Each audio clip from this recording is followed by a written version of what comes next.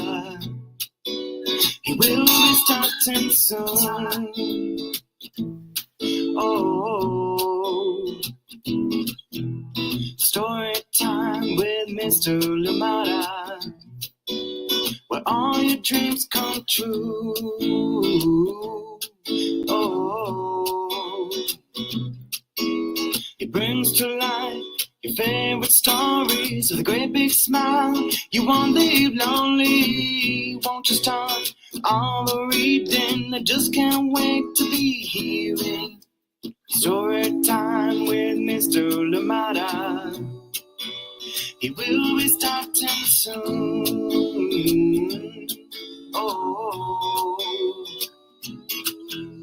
story time with Mr. Limata, where all your dreams come true. Oh, he brings to life your favorite stories with a great big smile. You won't leave lonely, won't you start all the reading? I just can't wait to be hearing.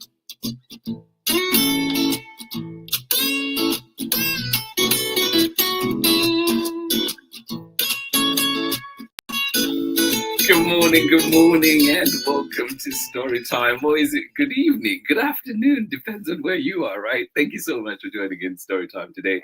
Always a pleasure to be here with you. Always a pleasure to share wonderful books, and of course, enjoy the company of the many amazing guests that we've had here on Storytime. And going for the record, I think it's safe to say at this point, going for the record, Michelle Jing Chan is here with us. And yes, get excited. You have every right to be, as we know she's brought magic every time she's come through. And this time, she's brought her accomplice. And I am excited to also introduce Kimberly Lee, who's joining us for their amazing book, as you've seen from all the promos and everything else that's been going on, released on July 1st. So how exclusive are we that we have this book right here on July 3rd? And of course, a big thank you to Michelle and Kimberly doing the work in the background, bringing us this wonderful book, of course, getting us the permissions as well from Macmillan Publishing. Thank you indeed for being here. I hope you're ready. Please leave us a comment. Let us know you're here so we can say hi to you. And of course, share with your friends. Let them know Storytime is happening. And of course, remember too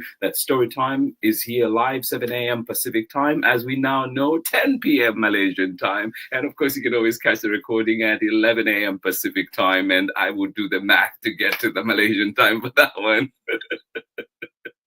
But of course, at your convenience, at a time that works best for you, at storytimewithmisslimata.com, at storytimewithmisslimata on Facebook and YouTube. Thank you so much for being here with us. I am excited. And without much ado, please join me in welcoming to Storytime, Kimberly Lee. Welcome.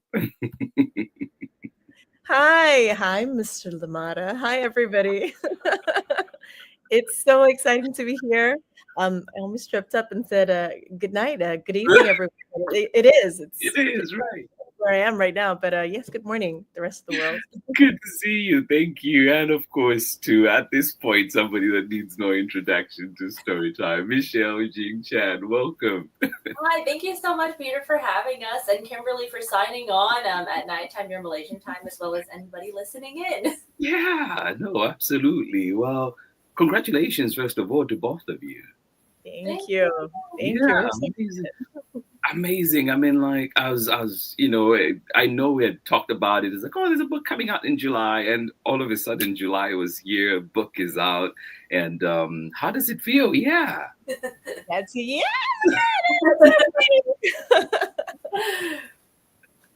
Maybe we'll start with you, Michelle. How does it feel? I was really excited about this one. Kimberly knows that the moment I saw the manuscript, I really related to it. I was the jealous older sibling of a younger brother, and actually I dedicated this book to my younger brother, who I'm now good friends with, but like Anya and Hana, we weren't always either. So yeah, I thought it was such a sweet story, and I love the incorporation of Chinese culture and Malaysian culture and these little personal touches from Kimberly's own experience of being a mom and seeing her kids being the jealous ones. Yeah. Oh, I love it. And before I come to you, Kim, too, I see Jem is here. Jem, Always a pleasure to see you. Best agent ever. Thank you, Jim. Are you signing on, amateurs? Come on, Jem. And good morning to you, Nadia Blaine Fisher, as well. Thank you so much for joining in. Let us know where you're joining in from. Let us know so we know. Is it, are you also 10, 15 hours away or are you somewhere near? Thank you. And yes, for you, Michelle, Kimberly, how does it feel? I can't quite believe it's actually out and physically in our hands already. I think this was definitely a labor of love. It was slightly cathartic for me to write this. Michelle knows because, as I mentioned in the book, I'm actually an only child. And then you have yourself wondering, like, why is an only child writing about sisterhood? I have two kids. I have two boys, actually. And it was them navigating and actually still navigating what it's like to have a new person in the family when my second came in. With all, the friction of sibling rivalry and the dynamics of just welcoming a new member into the family. And so in that process of feeling all my feelings and then trying to channel it into something productive, this story came out. Yeah. And I wanted this to be sort of like a hopeful ode that they could turn to and go, hey, at the end of it, it's a story about how love grows with time. It doesn't come instantly. As we would know with the many people in our lives. But yes, it was very much inspired by my two boys, and it is what it is, and we're so excited that it's out in the world right now. No, I love it. I love that. Yeah, no, that is really fascinating that you're an only child and have that. I on the other hand, I mean, like I do have cousins that were younger than me that grew up with me, but I am the youngest of three, and so it's a different. I know how. I'm curious to ask my sisters. I've been thinking about this after after seeing the book and knowing what it was about. Just thinking like, how did they feel? How did they feel? Did they feel am I spoiled? But that is fantastic. Well, Michelle, for you too. Before we jump into the book, just thinking, only child. I know you have a sibling at least. So how is that for you? How did it connect? Any things that resonated or anything that you were able to tap into in a particular way? Yeah, 100%. There's I think when I first got this manuscript, I sent a photo, like a family photo, to our editor and art director and Kimberly of there's a picture of my brother in a stroller when he was a baby and me as a toddler with like the maddest expression on my face. I actually use that a little bit. So cute. All the amount of anger you can fit on a tiny face is hilarious. But I actually use that as a reference for some of the scenes in the book where Anya is looking super mad at her baby sister. So yeah, I mean, like I said, I feel like it was quite relatable. As Kimberly said, it's an adjustment when you're used to getting all of the attention and being the only child to have a new person in the family. And it takes a while, I feel like, to build that relationship and to realize that, oh no, this is more of like a built-in friend who's going to be there with you for your entire life. So I have my brother and I have a great relationship now, and he has a copy of the book now. So. No, I love it. And then, we could go on just sharing all those little bits, but we'll come back to that after we've read the book. And how lucky are we today, too? Just a reminder to everybody that's joining in that we are indeed joined today by the creators of this amazing book, 100 Days, A Story of Sisterhood.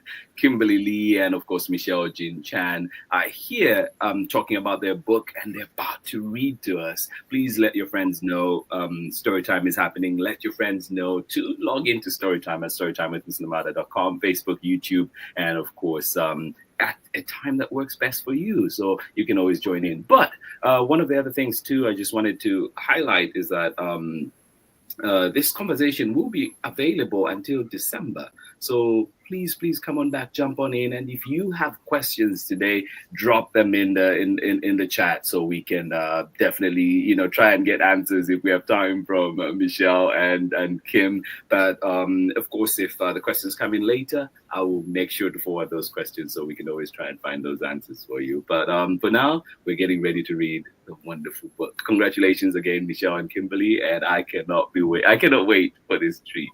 All yours. Thank you so much. Michelle, do you mind just sharing one more time? Yes. Absolutely. Oh, yes. Good morning to you, Aurora. How are you doing today? And shout out to Nadia and Aurora. Definitely. Definitely sometimes frenemy. Yes, that is so true. Yes, and shout out to Aurora and Nadia, who are my agency siblings. Oh, that's so lovely. Yes. I love the support. I love everybody being out here too.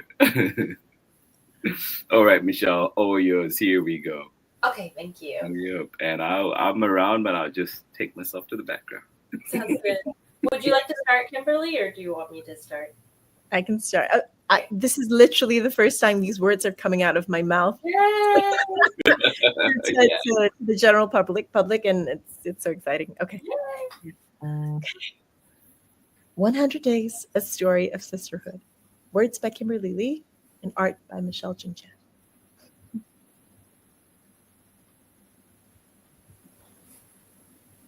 There were many days between Anya and her mama.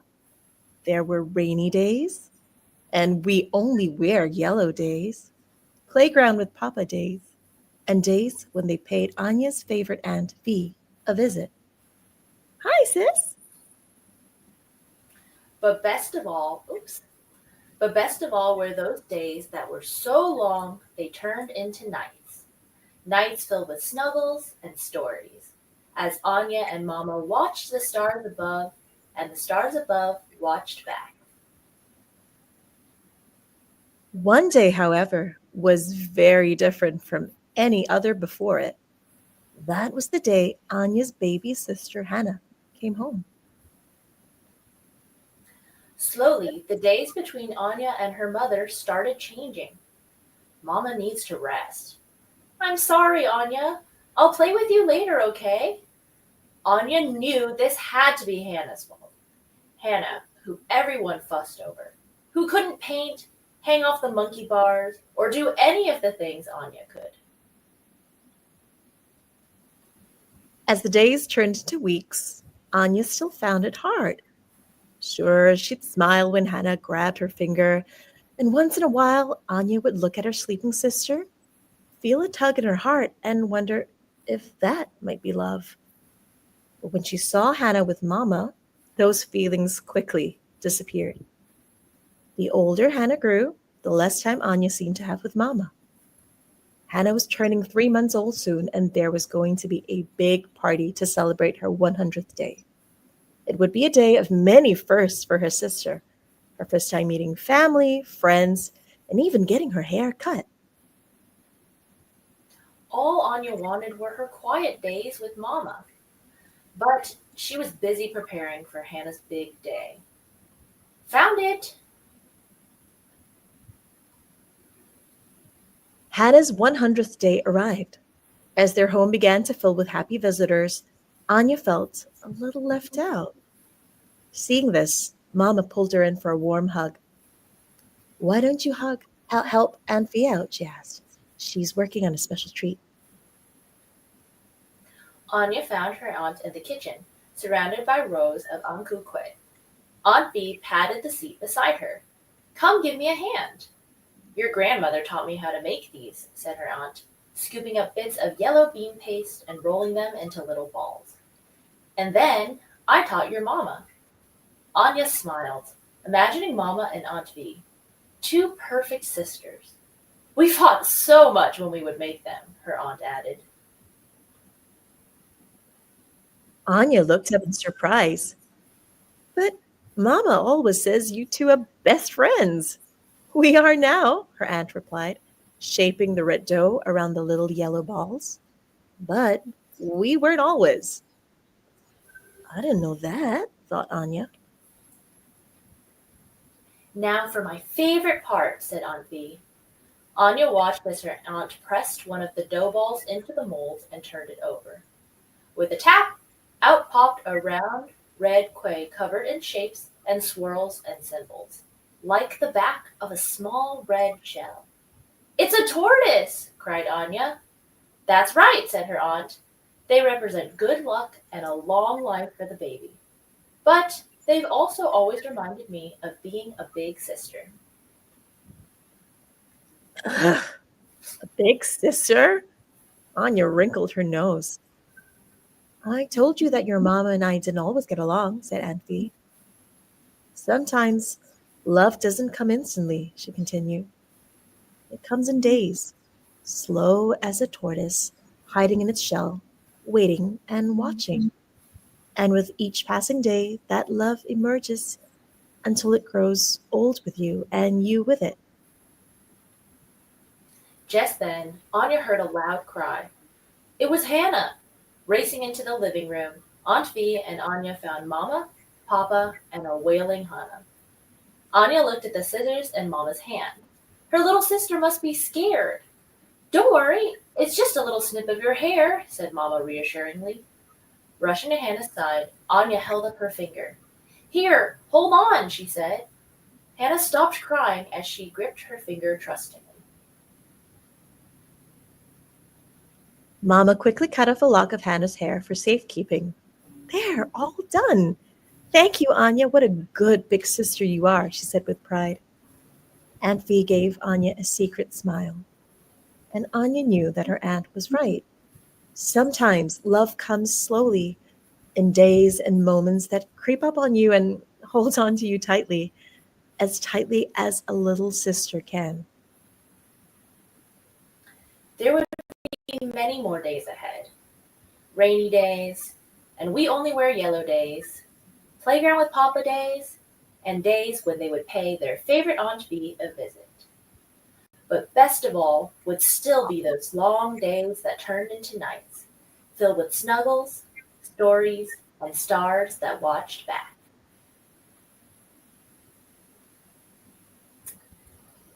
Do we read this part too?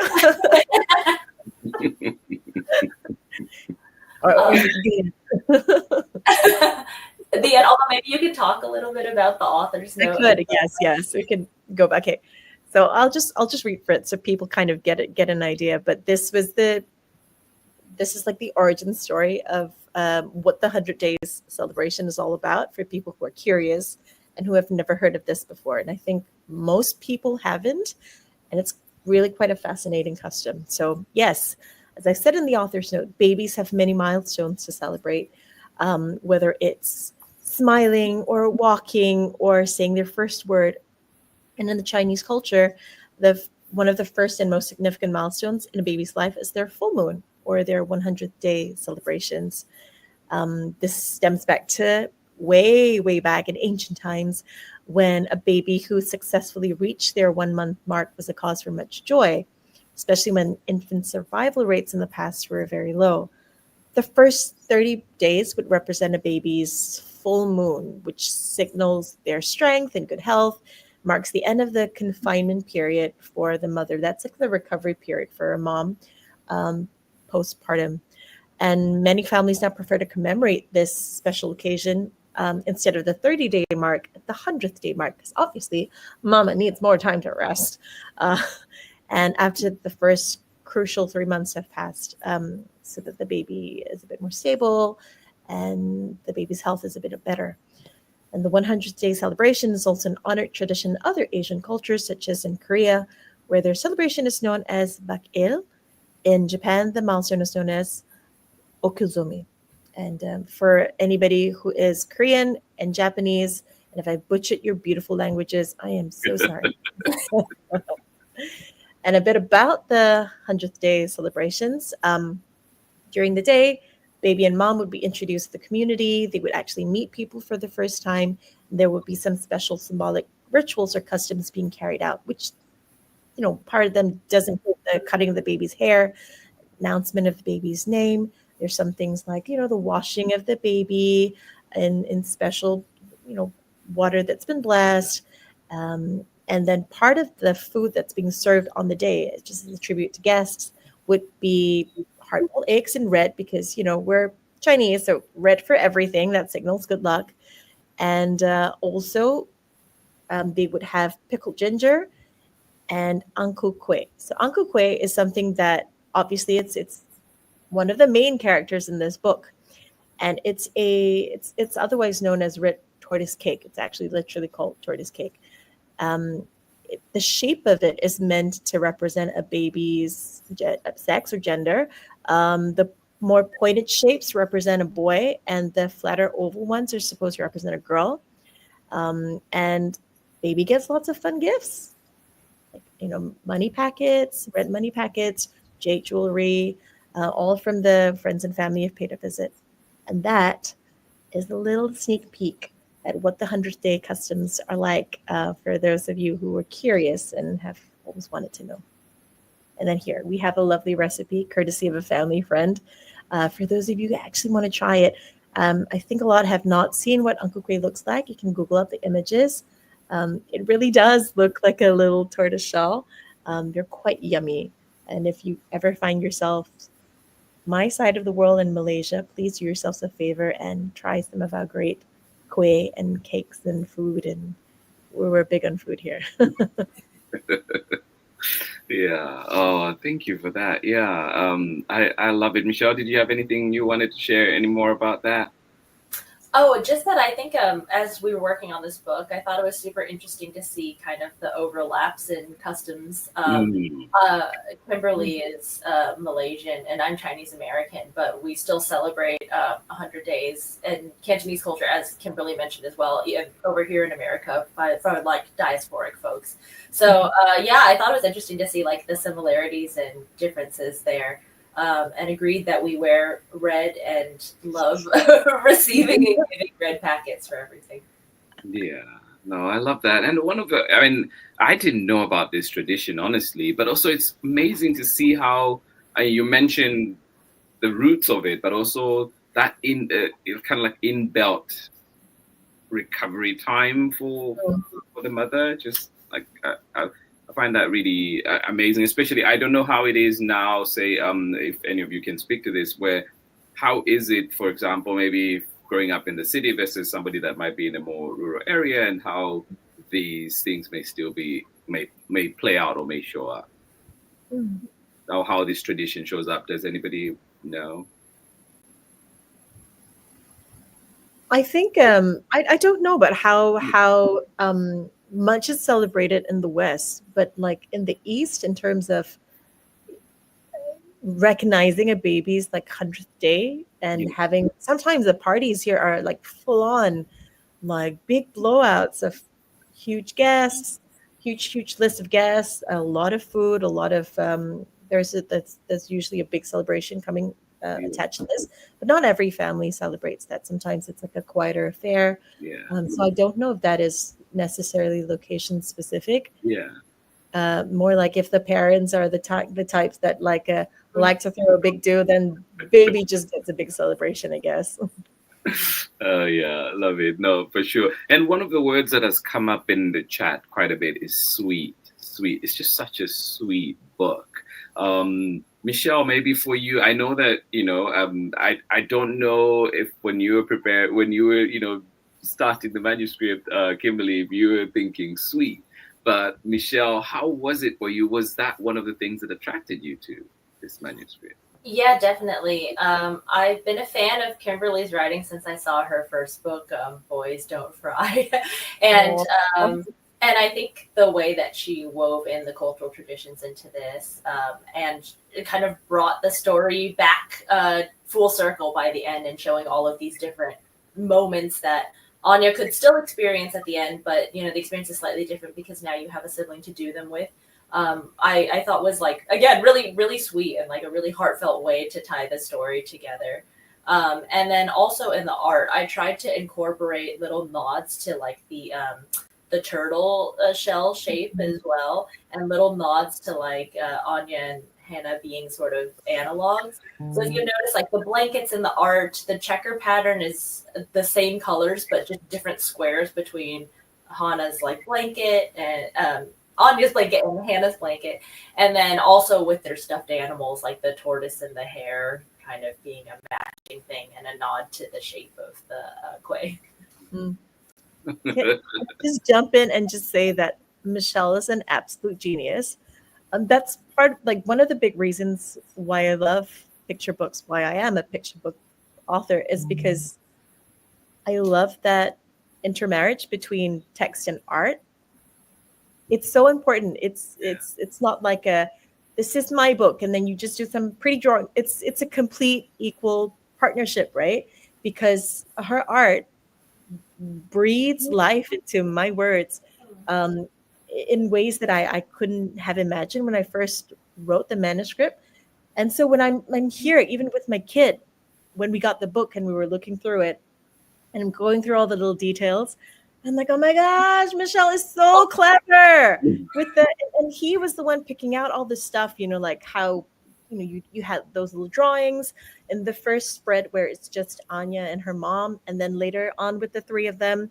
And then my kid's going, oh, look, there are like now four of them. And oh, the banner has changed. And oh, the flowers are now from 1 to 2. Let's represent the sisters. And like, look at the genius in that. Look Thank you, Kimberly. I'm so glad your son noticed. And yeah, completely agree. I feel very, very lucky to have been paired with Kimberly and other authors too, like Tracy, like Amanda, who have been on the show as well, who are very good about crediting their illustrators and very good about recognizing that like this is a partnership and that we're working together to bring this story to life. So thank you, Kimberly. No, I love that. And Michelle, we do have evidence of your reaction. And this is, who else can we trust more than Jem? Yeah. Thank you for coming with the receipts, Jem. I was like, it's funny to see the exact thing that I said in the moment. No, but that is I honestly, that is how I felt too, and I can see too from the comments again. And this maybe some people that have already seen it before too, or maybe the build up to it, but it's still interesting that is something that comes up, and it does feel like that. And especially too, I love, and I'll bring this back to you as well, but I love when I think Anya's Hana is holding Anya's finger like that. Just I love that spread. But which takes me into the next question for you from Yaroslava. It says, what is your favorite spread in the book, Kim? And what was your favorite page to work on, Michelle? And we can bring the book back up if you want to talk through that. But but I thought that was a brilliant question. Thank you, Yaroslava. Yeah, Kim, tell me which page you want me to land on for your answer. I think for me, it's a blend because the two pair so nicely. But I think honestly, the last page, the last spread, really hits home for me because it's a culmination of the whole journey that we've been on, where it echoes back to obviously the first page where it's Anya and her mom doing all those things, but now it's Anya and Hana, and she's become so much a part of that family that there is that whole journey, and you've done it in a way that it's not everything neatly tied up in a bow tie, because you can still see with the three of them, for example, with them fixing the hair, it's not hearts and flowers all the time. They still end up fighting. That is the reality of being a sibling. But even in that, the beautiful moments far outweigh the tussles that we have, with the ones that we love in our families. And for me, it's such a beautiful representation of books. I really love that hits so many emotional chords for me. And that's truly one of my favorite spreads. Also the ones where you've done that journey between Anvi and Anya and Hannah's mom when they were kids. And this paired with, so for me, these words, they're the foundation of the whole story. And it was paired so beautifully with this, the older sister's journey as well. So I love these two spreads. I can't decide, like asking me to pick between my children. Yeah, well, first of all, shout out to Yara as well, who's another agency sibling. So thank you for joining. But yeah, I actually agree with Kimberly. I think my favorite one is this last one as well because of that full circle moment.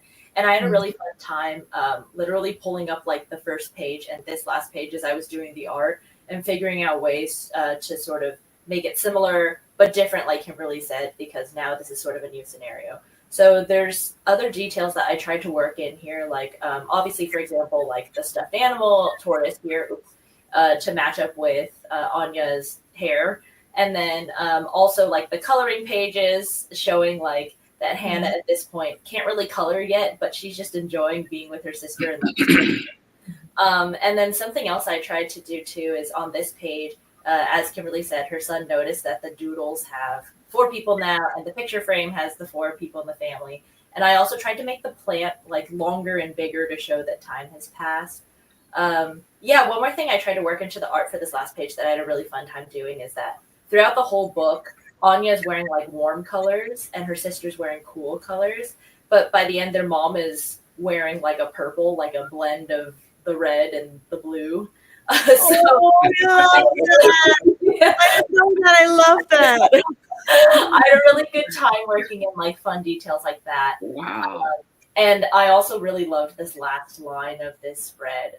I think Kimberly did like such a beautiful job tying it together. And again, the word is sweet. Like you can really feel like the calmness and sort of like the love in this last page and in that last line. Yeah, no, I love that for sure. I love that, Michelle. My brain hadn't even gone there. I know joked about this at home and just with friends at times too. On I don't know what you call them. Is it continuity something in movies or like for shows? Where the ones that make sure that whether Yes. if a scene continues the same or the background bits are all in place, and so it's just fascinating to hear about that in the picture book because I've never really thought of that. Yeah, it's I enjoy doing that for other people's art too, and just like I feel like every time you read a picture book, you notice new things, and not just in the art, but as Kimberly said earlier, kind of the art and text working in harmony together to tell something that you wouldn't be able to get from just the art alone or the text alone. Yeah, oh, love it. And we do have a question too coming in from more from Yaroslava and says, "I love that we only wear yellow days. Is it? It is very funny. Is it about specific days?" But before we go into responding to that, just a reminder to those that are joining us today that we are indeed joined today by Kimberly Lee and of course Michelle Jing Chan, and they are talking their brand new book, 100 Days. A Story of Sisterhood, and just beautiful book, sweet keeps coming up, and it is a wonderful book. And please remember to find it wherever you find books. Ask for it at your local library, so others can get to read it as well and get to share in this joy and this lovely tradition, learn it. And of course, there's an important life lesson in here too. I think I love the part when the aunt comes in and is sharing the story how they did not always get along, not get along with the kid's mom, but as life has gone on, there's just they've learned, they've come full circle in a way and appreciate their sister and love their sister. And so just looking at that, but just a snippet of the book, wonderful book. Remember to follow these 2 creators on Facebook and Instagram and all their socials, and you can find them right there. So thank you for joining in today. And we're continuing the conversation, but please remember to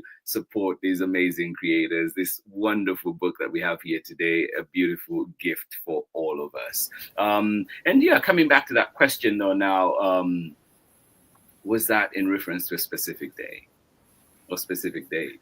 Maybe that's a question for you, Kim.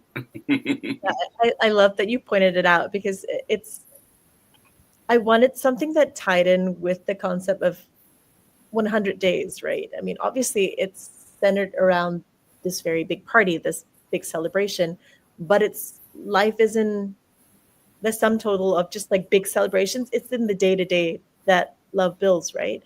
So I wanted to weave in the concept of the different days that Anya had first with her mom. That would include, what do you do on rainy days? Let's just dress up. Let's just have fun with that. That's very much stuff that I used to do with my mom too. I'm really very close with my mom. Playground with Papa days, visiting aunt days. It's the concept of days. And then one day changes everything. That's the day when her sister comes in the picture. And then again, it's the passage of time, right? It's the days turning then into weeks where you have to grapple with this new person in your life before then culminating in this concept of love growing in a day by day thing. So I think my very long-winded explanation is that um, the We Wear Yellow days, it was just something fun. I think something that was a loving throwback to something my mom and I would do when I was younger. But it is also a call back to the concept of each day being a treasured memory. Well, thank you. Yeah. Thank you. No, thank you for that, Kimberly. I really appreciate that. And I was going to say too, when the first time I read that on my own, I was thinking like, oh, there will be plenty of days ahead, and I can see there's a fourth, and usually those happen during rainy days. But the first thing that I had gone to was rainy days, as in life's rainy days. Like there'll be like the figurative rainy days, and so I was just thinking of that too, how there will be days like that, and just thinking, or like when the little sister comes in, you're always crying, and there's all that. So it's just like there will be days like that, and it's going to be, it's ups and downs, right? But yeah, I appreciated that part so much. And yeah, thank you too. Yes, please remember to request your libraries for these books. It's another way to support for sure. Anything else, Michelle, that you wanted to add to that as well? Sorry. Oh, no. I was just thanking Aurora for requesting at the library, but and thank you, Yara, for your question. Yeah, and then too, like it seems like there's some lessons, whether they were designed or they just happened to come out because of the way the tradition is set up. Noticed a few lessons in there as well, with some which I've been, I pointed out, like whether it's rainy days, thinking about that, or the aunt coming in with the extra wisdom.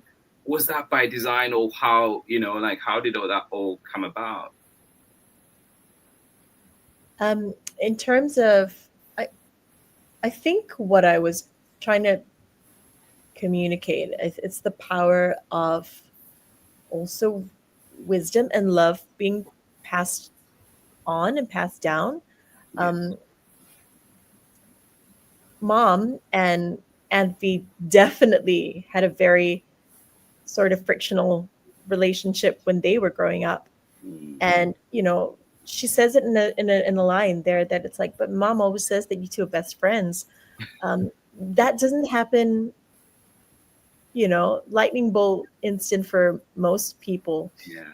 It takes time, and I think that was something that I wanted to communicate. This is like a life that has been lived and wisdom that has been earned painfully through the day to day, and it's something that her aunt probably wanted to pass down. It is the wisdom from a big sister to another fellow big sister. They're both the big sisters in the family, and there's a very unique connection that they share that younger siblings may not necessarily understand. We were just talking about that, Peter, right? Before, like, you got to ask your sisters like how they felt when you were growing up, because you're the youngest child. And it's, I think, a responsibility and a burden I think a lot of older siblings feel. And it's also the aunt stepping in to say, hey, I feel you in this moment. I understand you. I was you. Trust me, you're going to get through this. It is going to be okay. It's not going to be instantaneous, but I see a better relationship for you and your sister in the days to come. So that was, I think, what I was hoping to communicate with that relationship between the two. Oh, I love that. Michelle, did that resonate for you as well?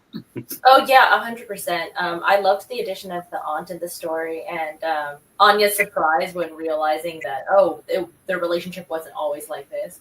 And I tried to convey that in the art as well, with Anya's like stuffed animal rabbit is actually like passed down from her aunt and her mom. So it's the same one that they're fighting over in that same spread. Mm-hmm. And then you can see when Anya has it in present day, it's the same one, just a little bit more yellowed and older, in the same way that, as Kimberly said, the aunt is passing down wisdom. They've passed down their toys to the girls as well.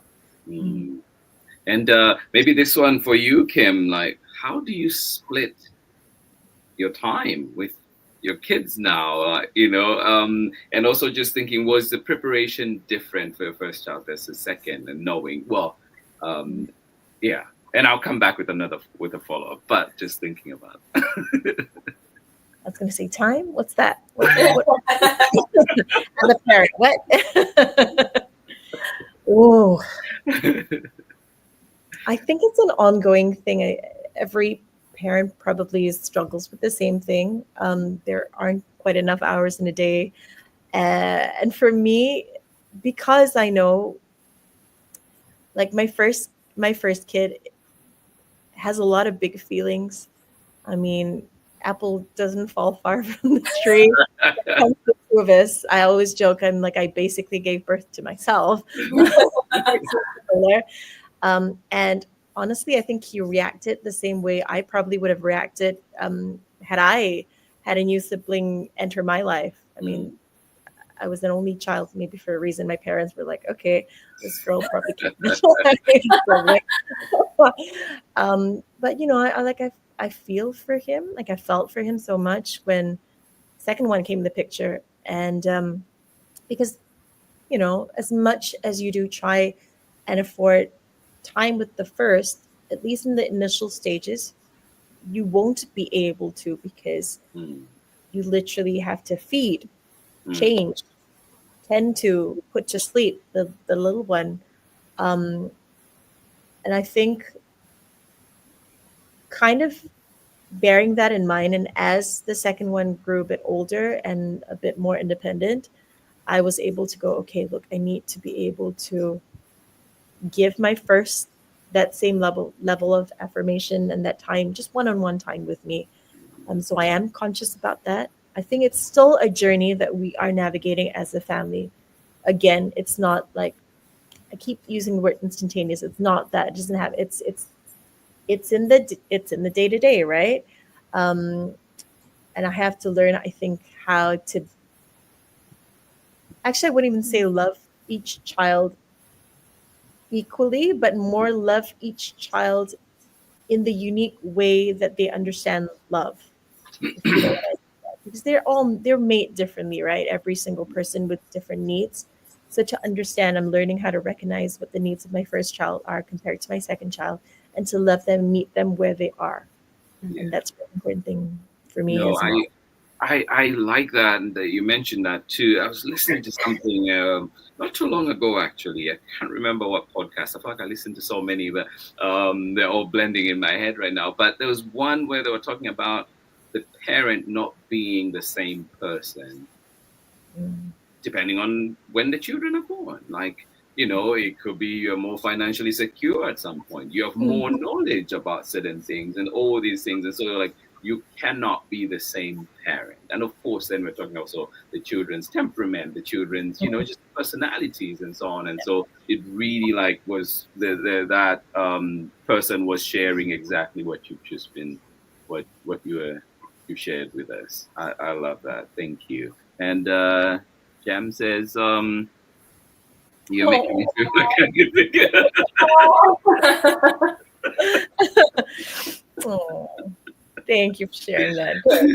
Jem, Give them I am with you on that. No, I am with you on that. I don't have kids yet, but I was thinking about my two older sisters, and I was just thinking, I was like, I need to call them. I need to, like I just need. Well, full transparency, I felt like at one point they annoyed me so much. So it still happens even in the vlog. They annoyed me so much. I was just like, I'm not gonna call them. I'm sure my partner Ariel who's watching I'm sure just knows this. She's heard me complain and and now I was just thinking like, but they've still done, which is funny because even in the time I've been upset with them, they've still done things. Like I've made requests, like, could I have this done? And they've still gone through and done it, right? And so it's just like, right now, like Jam, I was just thinking, really, as you were reading much earlier in the conversation, I was just thinking, I was like, I need to send them a text and just, and just like, yeah, and also realize like they had to adjust to me from probably the time I was born.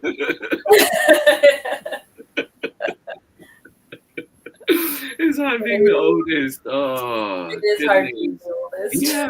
Anybody out there who's out there too, who's the oldest child, and how is that for you? If you can, please drop us a message and let us know. But yeah, thanks for sharing that perspective, really, because I think Michelle and I cannot relate to this. Yeah, that's true. I think I mean, I'm very impressed by anybody who is able to juggle like having two young kids and being in publishing and writing these stories. And Kim, I think it's very apparent through this, like you know, how much of it is personal to you, observing your boys and observing how their relationship has grown. Which is why I remember being really shocked when Kimberly and I first chatted live, and she told me that she was an only child, because I was like, wow, I think you nailed what the sibling relationship dynamic is like. Right. Yeah, no, absolutely. And it's so interesting. The other day I was talking to my partner, and I was just talking about you know, first memories. We kind of started talking about first memories. And being the youngest, I was saying that my very first memory, one that, you know, like at least the earliest I can remember, is being with my two sisters, walking to they were called warfare halls at the time, but you'd go to this specific space where every, you know, kids in the neighborhood would go. You'd have your ABCs and everything, and, you know, eat amazing cookies. They did have good cookies. I remember that too. But I remember walking, like there's this very specific thing, like walking to this one space where you kind of had to crawl under a wire and then go up to the building instead of going all the way around to the gate. And I was wearing one of those like t-shirts that was a hand-me-down from my sisters. And the funny part too is like and they told me, and I remember this too, but they told me like they would only put underwear, not like shorts or pants, real pants, you know, like, so it was easy for me to go to the bathroom. His sisters and like with their dress t-shirt, right? Like, so yeah, just, but that was them already taking care of me even at that early age. They are a little bit older, but still, you know, like just thinking like all these things that you're bringing up, Kim and Michelle, for that.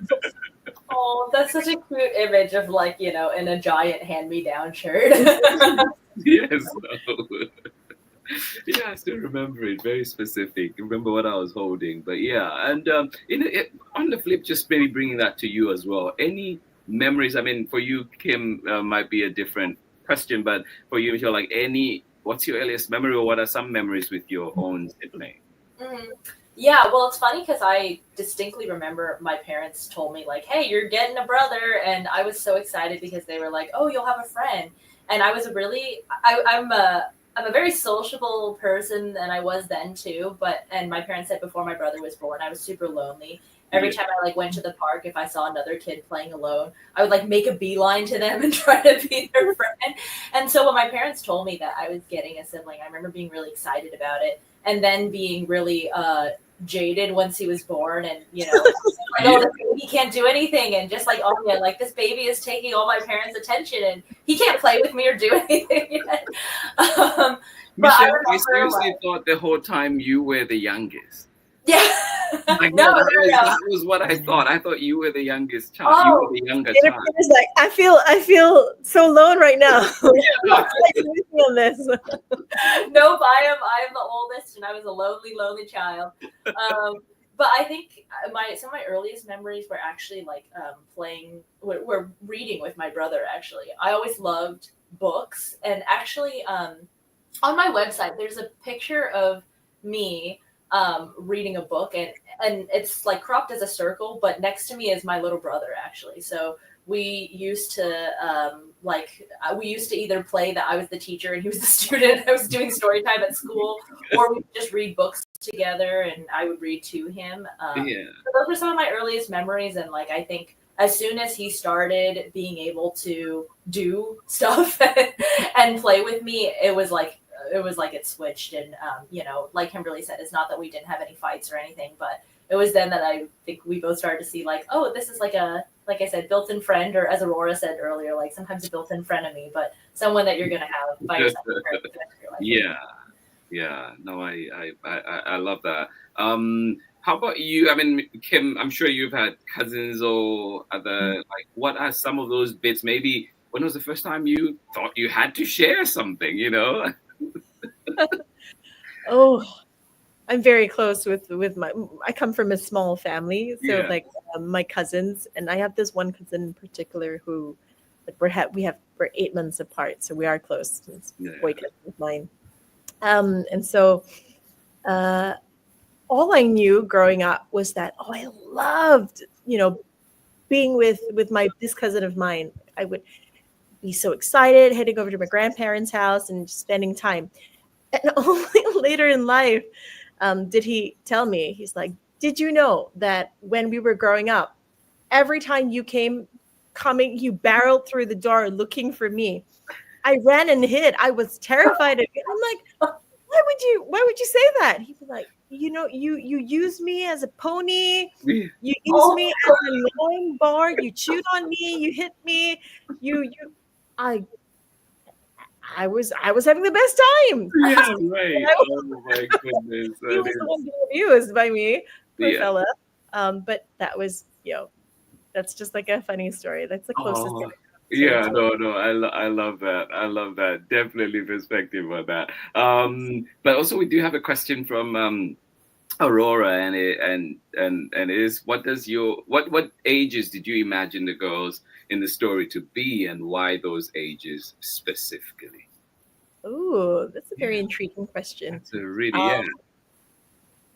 I don't know why the ages, but I think in my head, Anya's about like, when the story first starts off, I think she's around um, 5 or 6, because I think that was about the age where, my when my kid was starting his journey, and obviously at the start when the baby was first born, again that novelty was still there, and then he got a bit older, baby got a bit older, and then all of those complex feelings came about. And that was when he was around the 5-year-old mark, I think. And so in my head, that's around the age for her.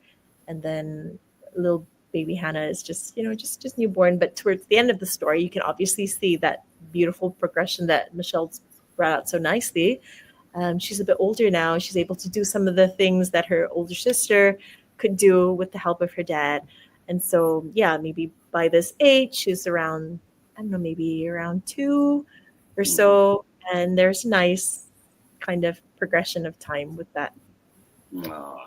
No, yeah, I love that question. But I guess too, for you, Michelle, did the ages come automatically in your head, or was there a specific conversation about the age difference when you read the manuscript?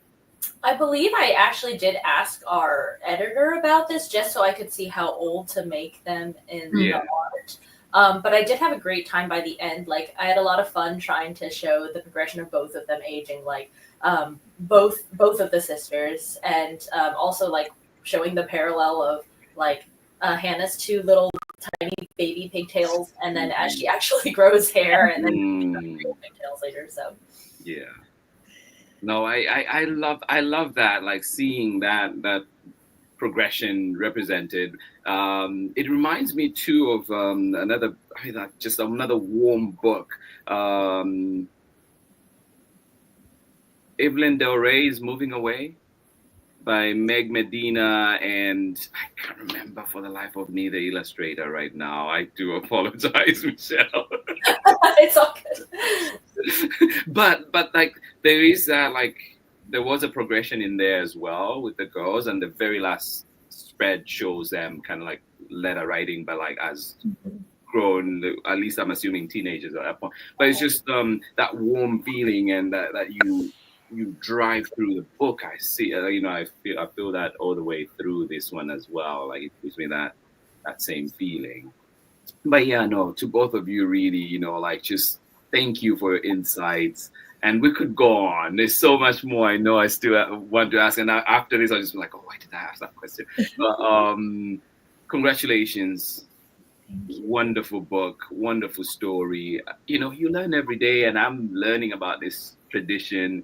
And, I think what you do, I mean, it's amazing. Just it is books that resonate with people, and the importance of telling people stories, right? Because this tradition, I'm not in a position where I could tell that story, but to be able to see that it is so yet, different yet so similar to my own experiences, and really giving me this opportunity to think about whether, it's calling my sister and talking to them, and just, maybe even just saying, I am sorry for some of the things I've done. No, for real. But you've pushed me to that. Yes, thank you, Jem. Oh my goodness, Jem, you've just moved up. Like right there, right As there. I'm saying, Jem is the best agent. I think my family ain't gonna allow me to say you're my favorite person, so I'll say you're my second favorite person right now. But thank you. But yeah, I know that you're doing shows and things that are coming up, and unfortunately, I know if you are able to travel out to the US yet, Kim. But just wondering, I know there's things happening, Michelle. I've seen on your socials you have things coming up, and please do share them as well with us so I can, share some more. But anything that's coming up, any closing words for everybody here today, and everybody else that will be seeing this, and everybody that will be reading your amazing book later on. Yeah, at least I'm glad that Kimberly and I got to do this virtual event since she's in Malaysia and not able to travel at the moment. So we have one more virtual event that we are announcing soon, happening in mid-July. My friend and fellow Kidlit author illustrator Karen Ko and I are starting a new very casual show on Instagram Live where we'll be bringing on Kidlit guests and live drawing actually characters from their book as we ask them questions. So Kimberly will be on it, and if you want to see me and Karen doodle these characters, we'll be doing that as we talk to her about questions. So keep an eye out for that. That will be announcing soon. And then I also have a few in-person events in the Seattle area for 100 days, some of which are with other fellow Kidlit author illustrator friends. So yeah, if you're in the Seattle area, I would love to see you at one of those. Yeah. And for you, my love, by the way, I know like Chloe and Nadia, and I really wish, so badly wish I could be there in person. Oh. We had a whole discussion, Michelle and I was telling her that I had hoped to make a trip over this year, and also because ALA was happening and our book was coming out so close to that. Yeah. But we all know it's a bit of a difficult time at the moment, so we pull back for at least this trip. But I live in hope that I will finally get to meet Michelle in person someday and do an event together. She is amazing, by the way. She is. She's really. We had a wonderful time when she was out here in the day. Yes, likewise. But sorry, didn't mean to be rubbing it in, Kim. Sorry. Yeah. Someday. On this spot, Peter. But yeah, no, thank you so much. And I just I guess one last question for you, like what do you, I mean, there's all these things you're doing, you've done the hard work, and now the book is out in the world. What do you wish for this book? Like, what would you count as success? You know what? At least for me, I think that if it resonates in the hearts of just any sibling, whether you're a young reader or an adult, because we were just talking just now, and when Jen says that she wants to hug her firstborn, or when you say that you want to call your sisters, to me, that's huge. That if it triggers something in your hearts to kind of build up on your own family relationships, to me, that would be the absolute joy and intention and message of this book being carried forward. So yes, thank you for filling me up today and saying that. It really makes me feel that we've created something special, and I hope that more people really do get the opportunity to read this book of ours. And I would say the same thing too. I hope that this makes people, siblings, and family structures of every kind, reflect on like your own relationships and feel that appreciation for how relationships can grow and change over time. And one small note that I will end with is I have a baby cousin who's 3 years old, who I saw when I was in the Bay, the same trip that I saw Peter. And she has a little sister as well. And lately her little sister has gotten big enough where she can kind of like listen in on Storytime too. And their parents sent me a picture of like the oldest child, my baby cousin, looking so mad.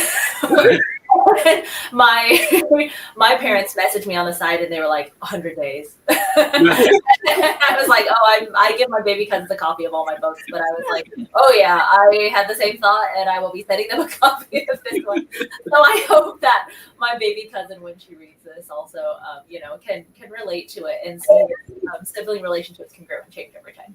Yeah.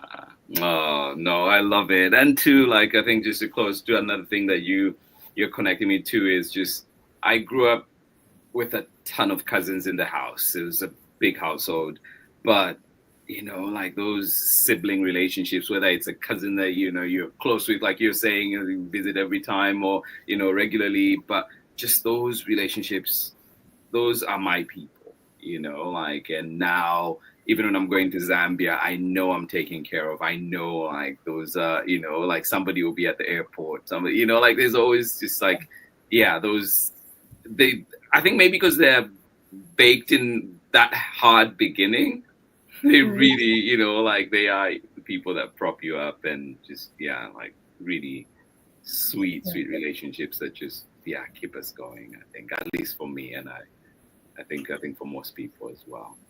Thank you both for being here today. Kim, we'll let you go. Good night. Thank you so much for joining. Thank you. It was an absolute joy and privilege. Thank you so much, Peter, for having us on. No, Michelle, always enjoy seeing you. And I'm looking forward to our chat later this month. Yes, you too. And thank you again, Peter, for having us, and Jem and all my agency siblings for tuning in. Yes, thank you for your lovely comments and questions. Yeah, I know. That was lovely. Thank you. Thank you both. And I'll just sign out here, but we'll chat in a little bit. Thank you so much to everybody joining in. That was, of course, our sister here, our regular here, Michelle Jing Chan. And of course, I think we have a very able addition there, new addition. And I hope Michelle is not feeling jealous and, sibling rivalry. But Kimberly, welcome to the Storytime family. Thank you for joining in.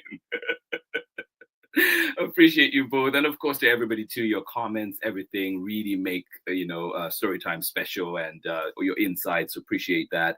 Keep supporting Michelle and Kim, and keep supporting this wonderful creation that they've put out for us. Magic. Yes, congratulations indeed. As always, thanks for a great time. Well, absolutely. Thank you, Jem. Appreciate you. And thank you for always being such a big support of Storytime. And until next time when we're back, please remember to ask for this book at your local library. Ask for this book at your local library. Ask for this book, with school libraries and everybody else. Keep supporting. It is important that we continue to do that so that these wonderful people can feel the love and continue to give us such amazing work. Thank you so much. This has been Storytime for today. A very special story time with two amazing people, Michelle and Kimberly. And of course, this conversation is available until December 31st. You can always join in, come on and have a laugh, and of course, learn from their amazing work. And of course, find this book, and if you can, read along when they're reading as well, so you get to enjoy double. Thank you so much for being here. This has been Storytime, and I'll see you again tomorrow when we're back with another exciting story. I can't promise that it'll be as exciting as it was today, but hey, we'll do our very best to try and match up. Biggest of hugs, and I will see you again tomorrow. Bye-bye.